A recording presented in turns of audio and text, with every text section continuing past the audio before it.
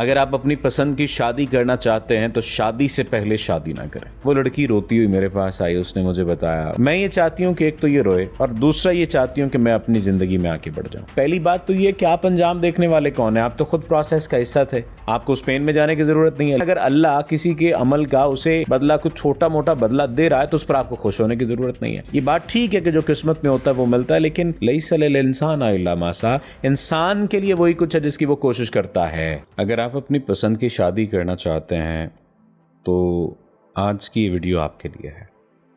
इस वीडियो पर अमल कर लेंगे, जो इस वीडियो में बातें मैं आपको बताऊंगा, तो आप अगर इस पर अमल कर लेंगे तो यकीन कीजिए आपको किसी तावीज़ की ज़रूरत नहीं पड़ेगी, आपको अपने महबूब को बांध कर रखने की ज़रूरत नहीं पड़ेगी। और अगर आप इन बातों पर अमल कर लेंगे तो आपकी बकिया ज़िंदगी भी खुश और खुशहाल गुजरेगी। एक जुमला पहले मैं कहता हूँ और फिर उस जुमले की तशरीह में बाकी बात करूँगा। अगर आप अपनी पसंद की शादी करना चाहते हैं तो शादी से पहले शादी ना करें। अब आप ये बात सोचेंगे कि शादी से पहले शादी का मतलब क्या है। बहुत सारे अक्लमंदों को इस बात के मतलब का पता चल चुका है कि इस बात का मतलब क्या है, और बहुत सारे अक्लमंद मज़ीद जान जाएंगे जब मैं इस बात की तशरीह करूँगा। एक छोटा सा वाक़या सुनाता हूँ और उस वाक़े के बाद आपको मज़ीद अंदाज़ा हो जाएगा। एक लड़की ने बताया कि सर मैं पढ़ाई के लिए यूनिवर्सिटी आई, एडमिशन के बाद मेरे 2 सेमेस्टर गुजरे, मेरा किसी से कोई राब्ता नहीं था, किसी लड़की से कोई बहुत ज़्यादा दोस्ती नहीं थी, लड़के से कोई बहुत ज़्यादा दोस्ती नहीं थी। और फिर एक वक्त ऐसा आया कि हमने फेयरवेल देना था अपने सीनियर्स को, हमें भी शामिल किया गया। उस फेयरवेल में मेरी एक सीनियर से बातचीत हो गई और वो फिर बातचीत बहुत ज़्यादा हद तक बढ़ गई, इतनी बढ़ गई कि उसने मुझे प्रपोज़ कर दिया और उसने कहा कि मैं तुमसे शादी करना चाहता हूँ। और एक वक्त ऐसा आया कि उसने मुझसे फ़िज़िकल होने का कहा और कहा कि हमने चूंकि शादी तो कर ही लेनी है तो क्यों ना हम पहले एक दूसरे को अच्छी तरह जान लें, छान फटक लें, हमें अंदाज़ा हो जाए, चीज़ों का आइडिया हो जाए। बहुत सारी बातें की, बहुत सारे वादे किए और एट द एंड मैं उसके चुंगल में फंस गई।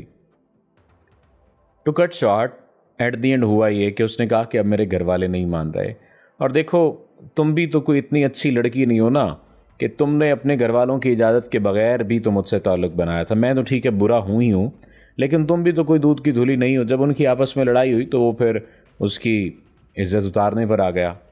उसने कहा कि तुम भी कोई दूध की धुली नहीं हो, और अगर इतनी अच्छी होती तुम भला शादी से पहले ये सब कुछ कर रही होती।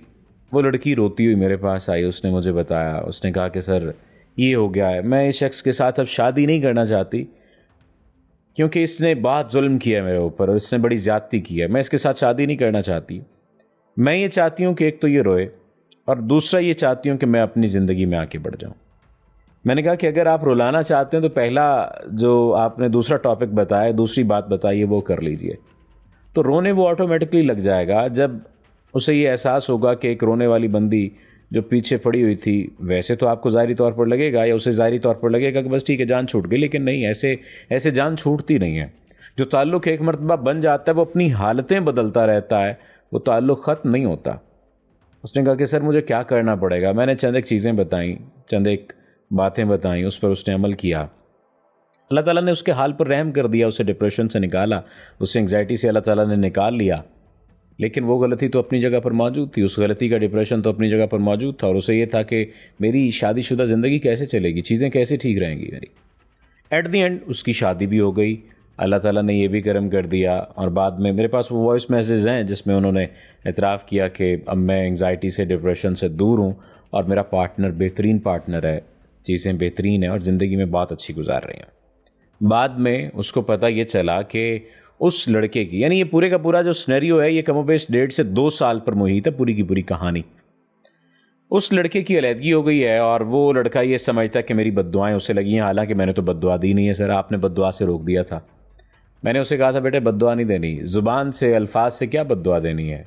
खुदा बेहतर जानता है जो आपके लिए उसने करना है, वो बेहतर जानता है उसने क्या करना है। अब ये सारा वाक़या जिस अंदाज से गुजरा, अब वो वापस आया, वो रोया। अब यहाँ पर उन लोगों के सवाल का जवाब भी है कि सर क्या हमें इंतज़ार करना पड़ेगा, क्या हमें सब्र करना पड़ेगा लोगों का अंजाम देखने की खातिर। देखें पहली बात तो ये कि आप अंजाम देखने वाले कौन हैं, आप तो खुद प्रोसेस का हिस्सा थे, तो इसलिए विक्टिम विक्टिमाइजेशन वाला जो सेल्फ विक्टिमाइजेशन है वो तो ना कीजिए।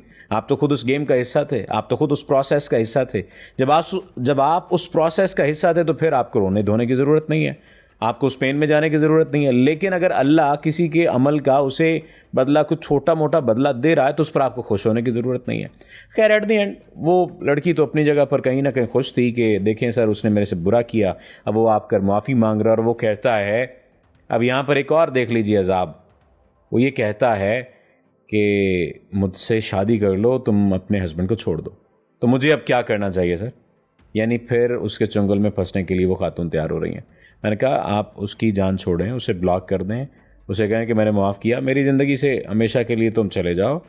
यूँ ना हो कि आप अपनी ज़िंदगी बर्बाद कर लें और वो तो अपनी ज़िंदगी पहले बर्बाद कर चुका है और सारी ज़िंदगी इसी चक्कर में आप रहें। एट द एंड जो बात कंक्लूड हुई जहाँ पर, वो ये कि उस लड़के ने उनसे माफ़ी मांगी, उन्होंने माफ़ कर दिया, वो अपनी ज़िंदगी में आगे बढ़ने की कोशिश करने जा रहा है या करने लग गया है और वो अपनी ज़िंदगी में आगे बढ़ चुकी हैं। अल्लाह ताला ने अब उन्हें औलाद की नेमत से भी नवाज दिया है उस लड़की को, जो मुझे उन्होंने रिसेंट टाइम बताया। अब इस सारे सिनेरियो में जो एक चीज़, एक छोटी सी कहानी इसके साथ मज़ीद चली है, वो मैं आपको नहीं सुना पाया, वो मैं साथ सुना देता हूँ। इसी की एक दोस्त, उसने फिज़िकल होने से इनकार कर दिया, उसने कहा फिज़िकल नहीं होगी। एक लड़का, उसने कहा कि ठीक है नई ताल्लुक़ नहीं रखेंगे, ओके छोड़ दिया, वो पेन में रही, तकलीफ़ में रही। दूसरा लड़का, उसने छोड़ दिया, पेन में रही, तकलीफ़ में रही। तीसरे लड़के से जब उसका ताल्लुक़ बना तो उसने भी उसे फिज़िकल होने के लिए कहा, तो उसने कहा कि मेरे 2 ताल्लुक़ पहले रह चुके हैं और मेरे वो दोनों ताल्लुक़ इस वजह से टूटे हैं कि वो मेरे पसंदीदा मर्द थे, लेकिन वो मुझे शादी से पहले शादी करने का कहते थे, शादी से पहले सेक्स करने का कहते थे। और तुम भी कह रहे हो तो मैं तुमसे शादी नहीं करूँगी, मैं ऐसे ज़िंदगी गुजार लूँगी।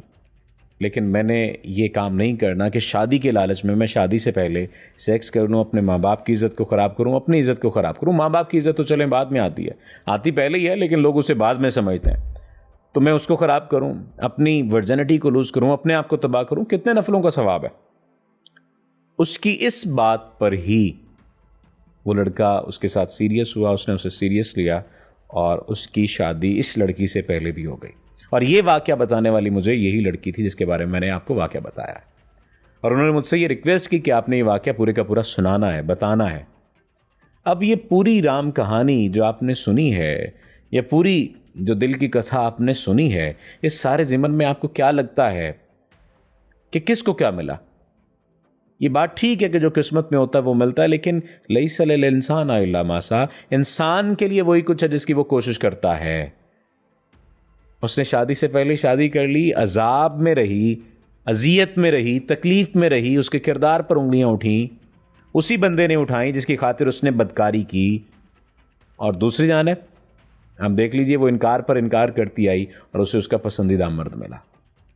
अब तय आपने करना है कि आपने पसंद की शादी करनी है या शादी से पहले शादी करनी है। उम्मीद है आप इस बात को समझेंगे। बहुत सारी ऐसी बातें जो दरमियान में मैं छोड़ गया हूँ, आपको लगेगा कि बहुत सारे इसमें लूप होल हैं इस कहानी में, हो सकता है आपको लगे, लेकिन बहुत सारी ऐसी चीज़ें जो मैंने दरमियान में छोड़ी हैं।